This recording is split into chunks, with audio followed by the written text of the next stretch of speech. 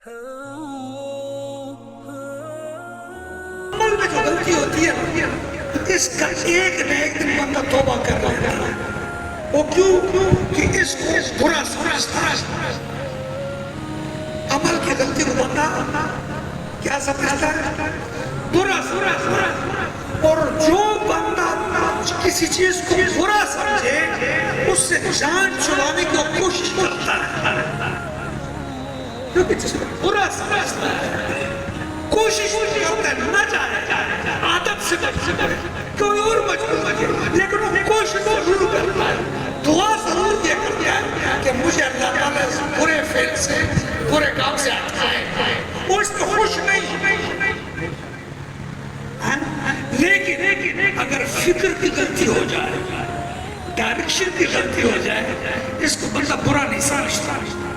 ہر بندہ اپنے عقیدے کو اچھے سمجھتا ہے. ہر بندہ اپنی فکر کو اچھا سمجھتا ہے. اب جب وہ برا ہی نہ سمجھے تو توبہ کب کرے گا؟ وہ منیبیت کا بھی اختیار کرے گا.